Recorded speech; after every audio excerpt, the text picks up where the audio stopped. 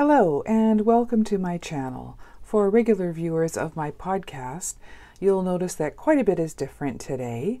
For the month of October, I'm going to be participating in Inktober. Now, I will be continuing on my regular knitting podcasts, so if you'd prefer to watch those, then go ahead. I'll be putting one out in the next few days. But in the meantime, I wanted to also participate in something that I truly want to get better in, and that is drawing, painting, and that kind of thing. So what I'll do today is show you some of the supplies that I got specific that I'll be using over the next 31 days to create 31 different drawings relating to prompts that were put out by Jake Parker at Inktober. Now, I'm not going to go through all the rules of Inktober and the history and all of that. There are plenty of videos out there describing that, but just a short and sweet thing to explain to those who've never heard about it before. It's a challenge for artists to improve their drawing and their inking skills and their painting skills with ink over the month of October. So it begins October 1st and goes right to the 31st of October. And every day, if you dedicate some time to drawing and inking, you will for sure see those good habits improve and your drawing skills improve, your inking skills improve, which is exactly what I would like to do. This will be my first time using dip pens and inks from bottles to create some small drawings.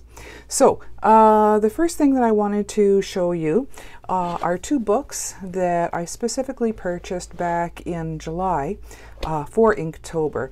One will be with my finished Inktober drawings, and this is a book by Be Creative, and it has 35 pages, which is perfect for Inktober, and it is heavyweight draw paper, which is 160 pound, and it's 5.5 by 8 inches, which is plenty big enough for me. So I thought I would put each of my day's finished drawings into this book, so I would have one area, and you can see I've already started playing around with testing some of my materials.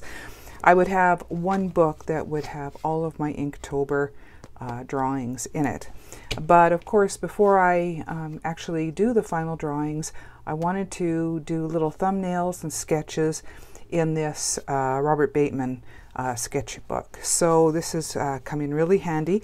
I've already started doing some preliminary thumbnails, and I've already started a few preliminary sketches in my book. For full transparency, this isn't for me a drawing challenge as much as it is an inking challenge. I did do under drawings with some pencils, which is allowed.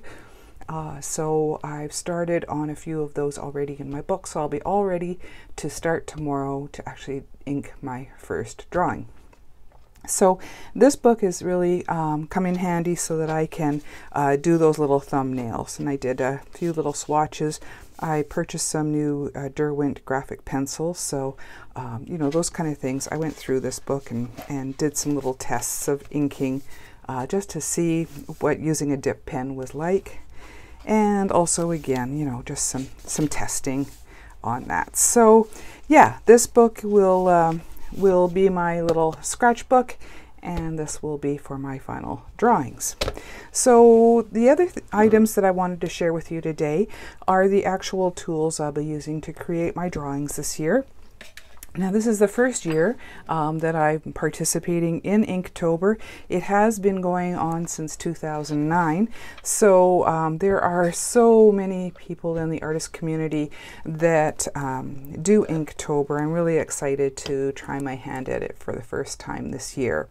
So as I mentioned, some of the supplies that I treated myself to in the summer were these P.H. Martin's Bombay inks, and they are just wonderful. I got this set actually at Michael's. My daughter and I went out and we looked for artist supplies at Artist Emporium, and then on the way home we hit Michael's.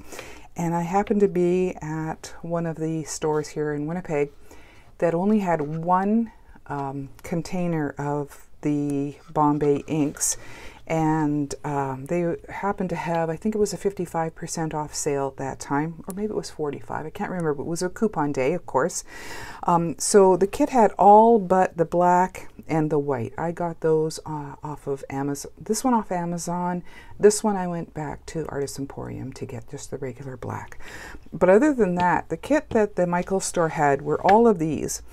And they only had the one. I had my coupon, but the problem with the kit was that it was sitting on the shelf. One of the bottles was leaking, and I think it was, let's see, the Aqua. It had leaked in the package. You could see some of the ink coming out. So the manager came by and said that she would give me a discount. Well, with her discount and my coupon, I ended up getting these for about 70% off. So that was just a steal. And there was so little ink that was actually leaking from this. The bottle wasn't broken. You couldn't tell because the package was all sealed up in plastic. So I didn't know if I would actually be able to use this bottle. So that's why she gave me such a deep discount. So that was wonderful. So I got the majority of these in that kit. Now that I look at it, I also remember at Artist Emporium, daughter introduced me to a few of these metallic ones. So these weren't in the kit, some of the metallics. Let's see, there's some beautiful iridescent blue, green. Oh yes, there's an iridescent black as well. So I've got plenty here to keep me busy for the next month, playing around with all these beautiful inks. I will be doing the majority of my drawings in black, and I thought maybe I would use some of these other inks just as like highlighters. You know, maybe just a spot of color on each of the drawings that I do. So that was my biggest purchase, although it was a steal over at Michael's and Artist Emporium. Okay, so the other item that I got that I was very lucky to get was more recently I went to Michael's with the 55% coupon. You know, I don't go to many stores without taking advantage of those deals. And I purchased this. This was the Calligraphy Collector's Set. So it's pretty pricey at a regular price, but I got it for about $20, which was awesome because it comes with a book. I took the book out of the box right now, but it comes in this beautiful box.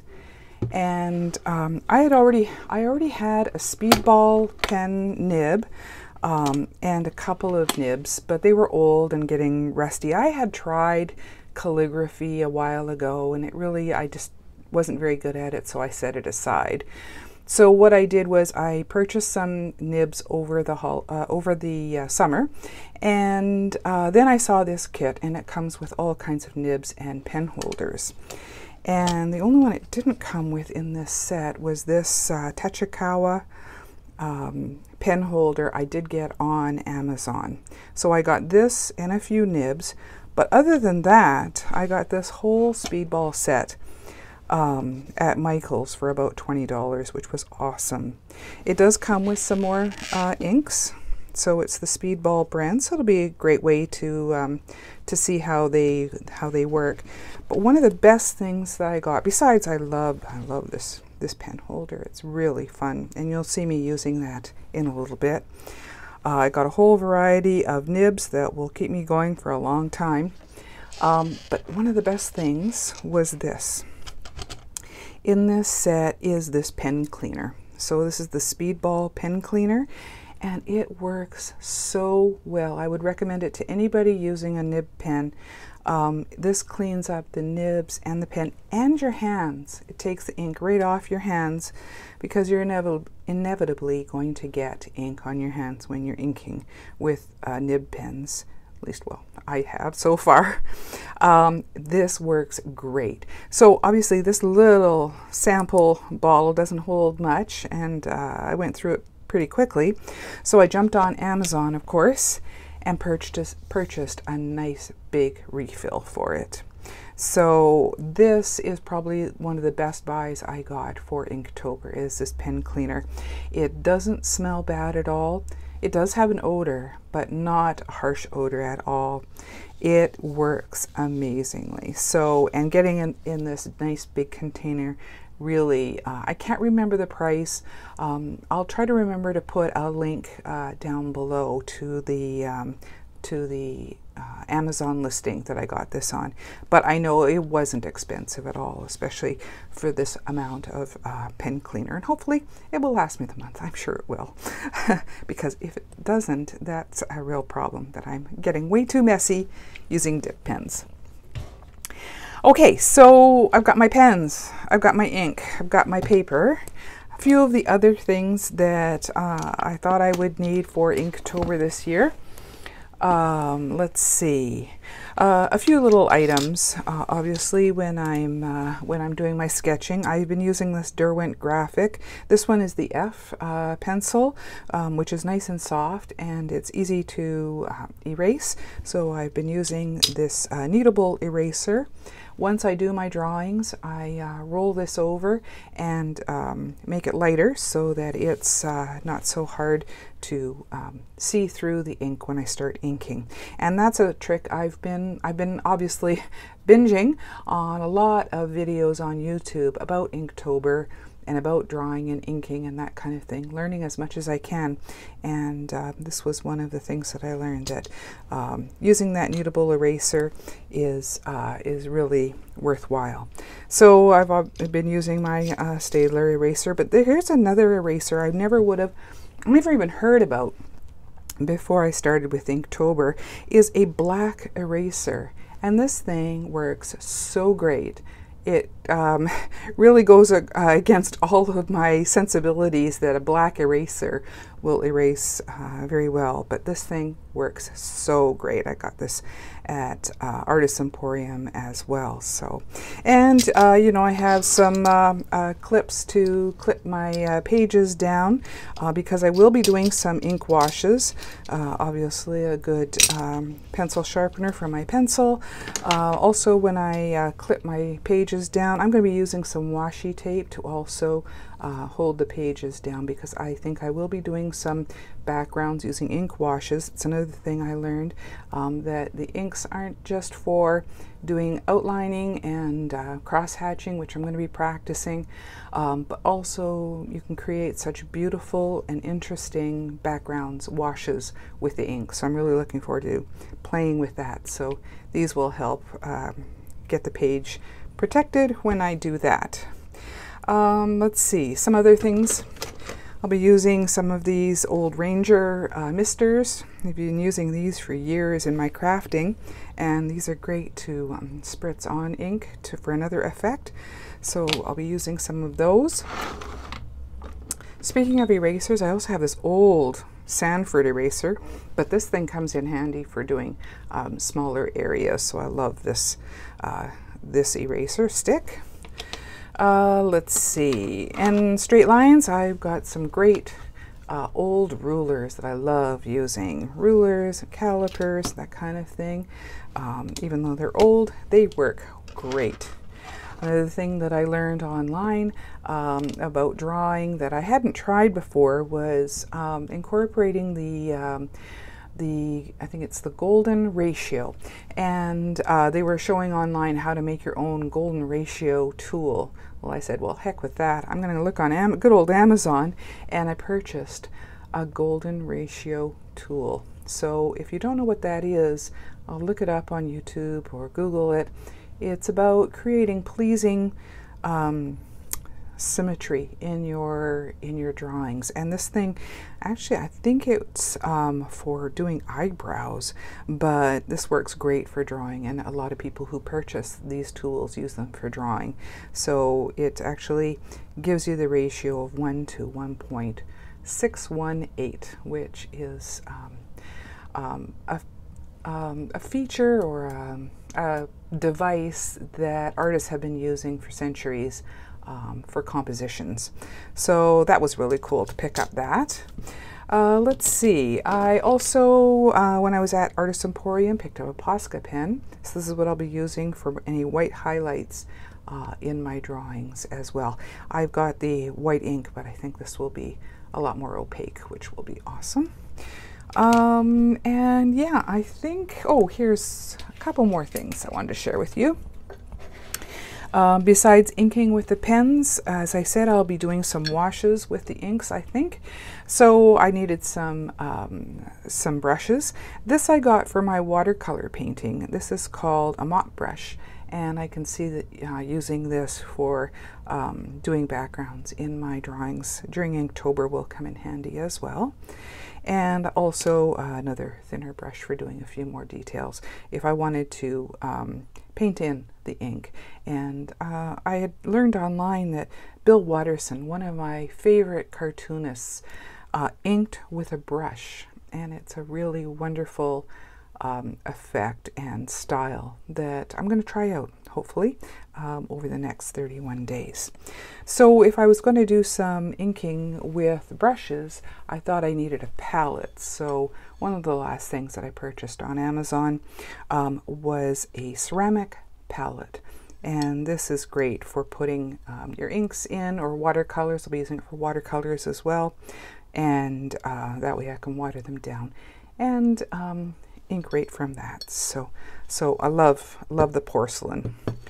So I also have a porcelain container for water. This has been in my antiques room for a while.